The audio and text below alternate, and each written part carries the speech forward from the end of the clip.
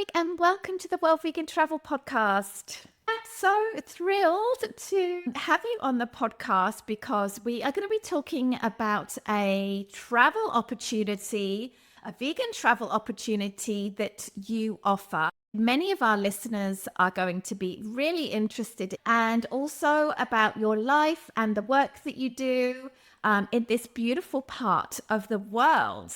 So before we get started, Frederique, can you tell our listeners, just give us a little overview of what it is that you do in the travel environment space? Yeah, I'm hosting people and giving retreats or residencies or seminar. And it's on the back to basic lifestyle, the vegan plant-based kitchen. We do workshops in intuitive cooking or wild foraging. We do so many nice things. People can come and stay as long as they want and join the workshops or just have a good time here in the Lot-et-Garonne. I love it. Can you tell us where the Lot-et-Garonne actually is? I'm very familiar with that part of France. Can you explain where it is? Well, the Lot-et-Garonne is south of the Dordogne, which is mainly more known in France. It's the southwest of France. So it's going from the ocean to the center of France in the south. There it is, yeah. Correct me if I'm wrong, is the river that flows out into the Atlantic through Bordeaux, Yeah, correct? And maybe the Lot River feeds into the Garonne at some point. I'm not quite. Oh, it exactly. does. Okay, there we go. Yay, my geography is Very good. okay. You are not originally from the Lot-et-Garonne. You came to France from outside of France. What brought you to Moulin Scalagrand? I'm Dutch. I began my search for a water mill in 2016 because I want to achieve back to basic or self-sufficient life. And I needed a watermill for generate my electricity. So in 2017, I came across Moulin Scalagrand, and I fell in love, and I made immediately an offer. And just a few months later, I left the Netherlands and I drove towards the mill, and that's where my journey started. Yeah, I truly believe it meant to be. Were you looking only in the southwest of France, or were you looking at other places in France, or maybe other places in Europe? No, I mainly looked a bit in Spain and Portugal, but France is the only country in Europe who has thousands and thousands of watermills and a lot of rivers there, of course. I wanted a bit of a mild climate, so a little bit warmer. I decided the south of Paris. And yeah, that's where I found the mill. It's interesting that you talk about France having a lot of mills. It's an interesting coincidence, actually, because my aunt, unfortunately, it didn't work out for her, but my aunt, about 20 years ago, she purchased a house with some land and a water mill. It wasn't working, but the potential was there. She bought one of these properties in Brittany. Yeah. And it was absolutely lovely to have the water coming through the property. Had she stayed, maybe she could have been generating her own electricity too. Yeah, France has so many watermills, so it's so beautiful having this water, this noise always of water in your garden, and it brings a lot of animals and wildlife. It's really beautiful. It's beautiful having a mill. I love it. I love it. And when you first arrived in the mill, did you feel welcomed by the people around in the community? Because I know that part of France gets a lot of people that want to move there because it's so nice. Yeah. I must say, really, the people are open-minded to a different way of lifestyles, and they are welcoming. They are the southwest France, and mainly Lot-et-Garonne, are really welcoming people. It's really nice. Yeah, beautiful. Big cities is a different thing, yeah. Is Moulin Scalagrand near a big town or a big city? The bigger town is Villarreal, but it's only half an hour. Has also a little airport. and then to Bordeaux, who is really a big city for us. The little village Villarreal is only half an hour walk. You can walk to this little beautiful village. Fabulous. So you offer workshops and retreats digging into teaching about permaculture, etc. Can you talk more about what these experiences are like? For example, what is the daily routine like? And what can people expect to leave with? Yeah. Well, I am doing the intuitive cooking workshop, and that means we work with seasonal herbs and wild plants and have these holistic and medicinal properties. We just start a foraging walk where we identify and gather edible plants while explaining their uses. And after that, we move straight into the kitchen and start our intuitive cooking and sharing the meal together. And it's a full circle experience, just to connect with nature and learning in a creative and enjoying way to make our own food. Yeah. What does the day look like in terms of timing? Are you waking up at 5 o'clock and then finishing at 9 o'clock at night? Or how does it feel? Because this is what life looks like if you're trying to live in a more sustainable way, I imagine, especially when you're trying to do permaculture and foraging. All of these things take time. Yeah. It's a lot of people, when we're walking around, ask me this question and say, it's a lot of work. But I always respond, it's not work for me, it's a passion. So yeah, I get up at 7 and I think 11 at night I finish. The day is long, but I'm enjoying it. It's a passion, so it's not work. This isn't really connected with travel, but more a question about your lifestyle. You must be in really good shape because you are being so physical for more than 12 hours a day. Is that fair to say? Yeah, but I really think it's because the plant-based diet really gives a lot of energy and well-being. I think that this processed food and bad food, as I call it makes people less energyful and less enthusiastic, I think. So really, it has to do with food.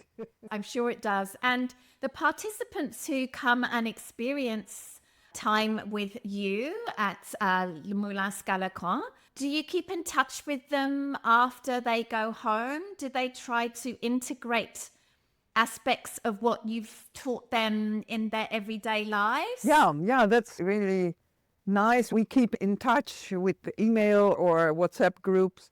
And it's also beautiful to receive these mails where they tell me they started their little grocery garden, or they just try to implement some of the principles they learned here. So yeah, we keep in touch and they have so much beautiful feedback. It's really amazing. It really sounds to me that this is a really great vacation choice for people who really want to disconnect from the pressures and the distractions of what life is like these days, and to really be busy enough that you can't check your phone, you can't check social media, and to just really be present in the open air doing not a ton, but some manual labor. It really does sound like a lovely way to do a bit of a reset. Yeah.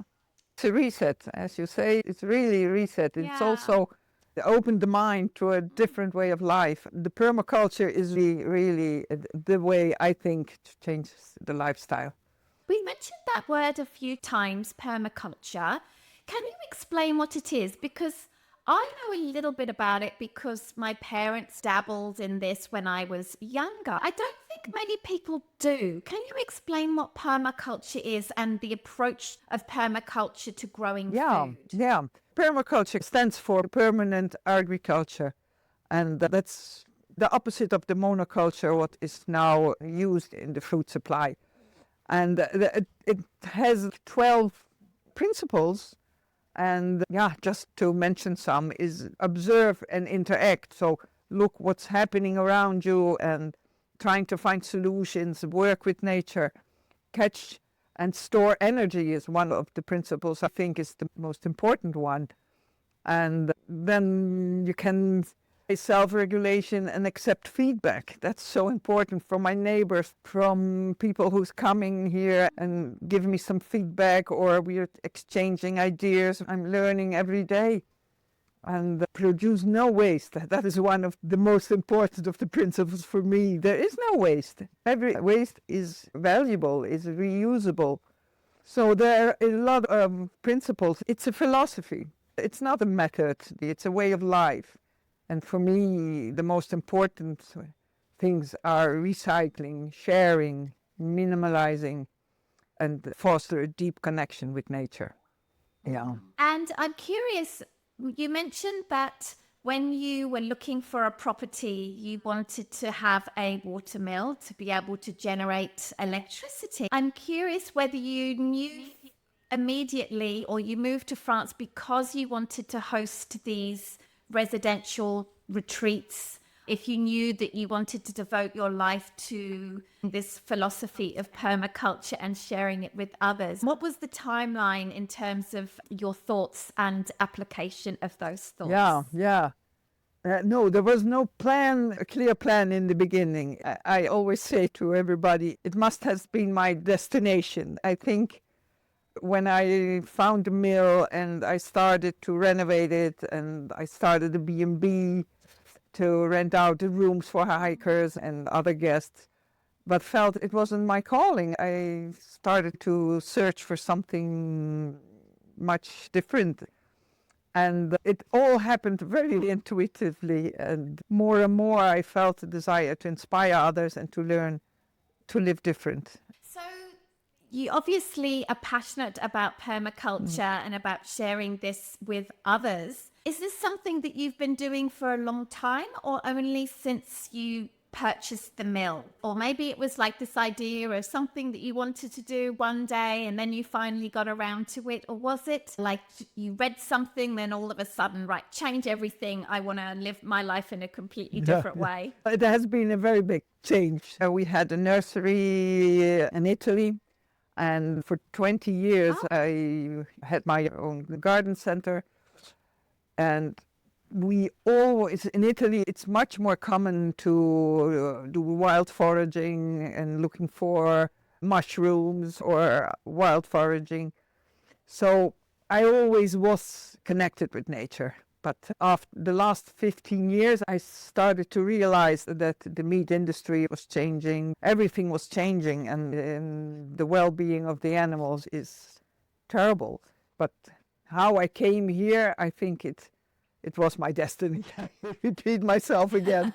But how it all came on my path, and it all felt good, and it had to be. As somebody who has made a lot of big changes in their life also, you just have to trust that this instinct that you have is worth pursuing, and that it is a risk, but it can often really pay out, whether it's economically or whether it's just spiritually, or just feeling like your actions align with your beliefs and your passions. For sure. Agriculture usually has a lot of animal components in it, especially raising animals for meat. Do you think permaculture has a stronger connection with a vegan lifestyle than monoculture does, for example? Yeah. Permaculture has a deep connection with plant-based lifestyles. It's in the respect for living beings. And once you truly embrace the principles, it becomes difficult to continually practice against them. So living a plant-based life is a natural extension of the respect of nature and animals. And it's not just a choice. It becomes a way of aligning your actions to your values. Yeah.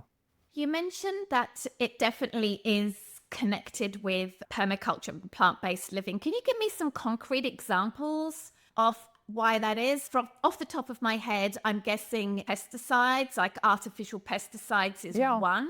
Could you share some others? In one way or another, I use the animals for saving my crops, for example. I make the habitat or the house for the animals who will eat, for example, my slugs. I have the sheep for foraging and eating the lawn, the grass. I have the pigs for working my grocery garden. So in the winter, this will go into the grocery garden and will move all the land of the soil and then fertilize it, of course. And so the same thing now, we're trying to take some dogs. The dogs will eat the slugs. I have a dog who keeps away the Foxes. the cats. They will eat my mouses, because if not, I will not have any veggies. So yeah, it's living together, and that's permaculture. And I think, yeah, my harvest in crops for my plant-based diet, I need the animals, I need biodiversity. The biodiversity is everything, also in the soil, the little worms and stuff, so important. Yeah. My friend, many of the listeners who are listening to this will know about my friend Colleen Patrick-Goudreau. She has a beautiful garden in California. She doesn't grow a lot of fruits and vegetables. She's just recently learned a lot and is applying this knowledge on native gardens. Before, she had a lot of species of plants in her garden that were not native. She's been slowly getting rid of those plants. Just in the few short months that she's been there, she's seeing more bees and different birds. I think there's something that many of us can do, whether it's growing their own vegetables in a way that is less on the environment, or whether it's converting and adding some native species to your garden, I think. And flowers growing, and you see them not as weed, but as biodiversity for your garden. Other thing very important is never using pesticides, of course, but also try to find local producers and don't go to the big stores. That's not food, that's not veggies. I'm curious, how much are you able to produce? Percentage-wise, how much of the food that you eat comes from the garden that you have? Yeah, I think it's about 80%. But in summer, when tourists and guests coming, I need to buy something more like soya milk or things that I normally do not use. So for the guests, I think I will be at 70 or 60%. But for myself, I'm 80%. And most of these things I try to exchange. So I give them my veggies or other things that I can swap for. So it's also a bit in this recycling. Like a bartering, like swapping with friends. Oh, yeah.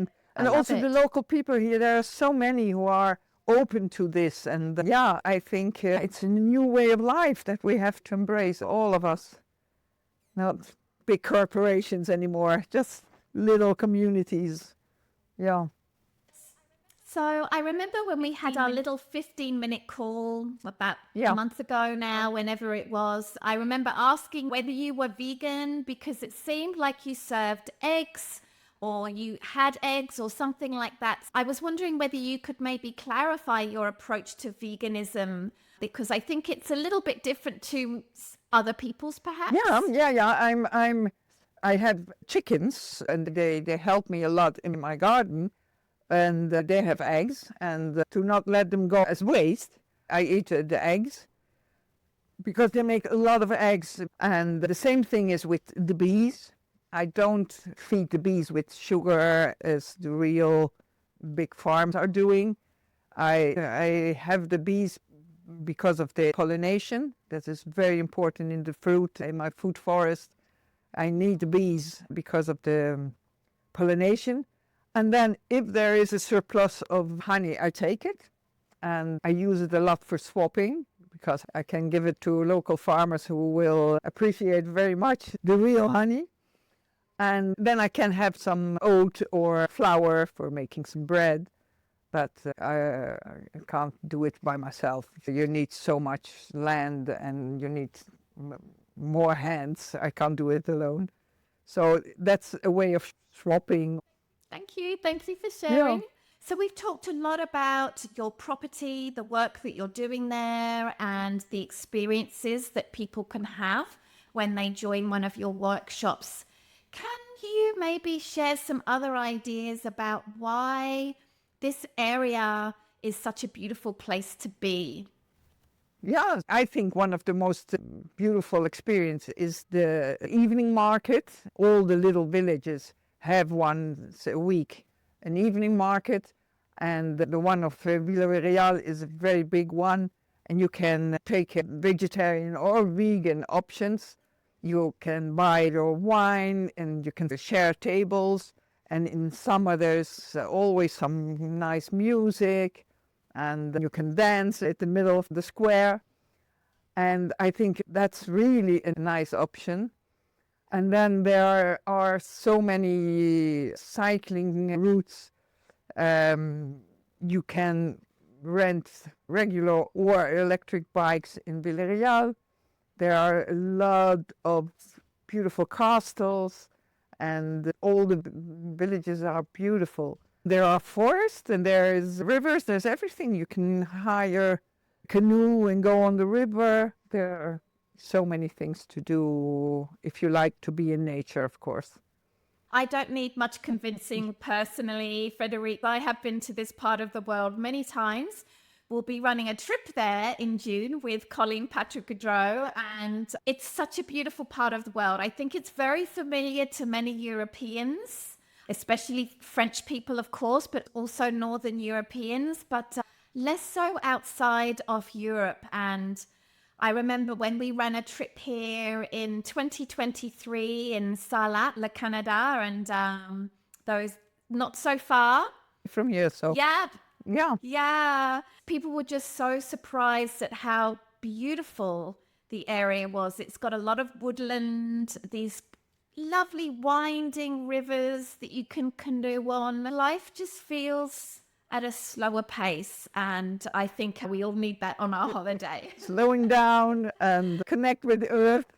Yeah, of course. Yeah, just come around and you can sit in the garden and just listen to the birds and see how much wildlife there is. And you're always welcome. Oh, thank you, Frederique. Before we get to all of your details, your website and how people can connect with you, do you have any hopes for the future with Moulin Scalagrand? Is there anything you would like to achieve in the future? Wow, my dream goes beyond the mill. I want to help create a better world for people, nature, and animals. And the Moulin Scalagrand is where I've chosen to start. And modestly, with the hope that what I do here will inspire. And it's not just growing the place itself. It's about planting seeds of change and can grow far beyond its borders. Yeah, it's what I really hope for the future. I love it, Frederique. Thank you so much for being on the podcast. Before we say goodbye, can you tell us what your website is and how people can learn more about you and what it is that you do, and perhaps even sign up for one of your permaculture residential courses? Yeah, my website is moulinscalagrand.com, and I'm on Instagram and on Facebook, all under the name of Moulin Scalagrand. You can find all details on the website of my workshops, retreats. Everything is on the website. Just have a little visit on my website and you can discover this beautiful little paradise. I love it. And I'm going to spell Moulin Scalagrand because not all of my listeners are French speakers, so they might be a little confused. Moulin means mill, M-O-U-L-I-N. Scalagrand, S-C-A-L-A-G-R-A-N-D.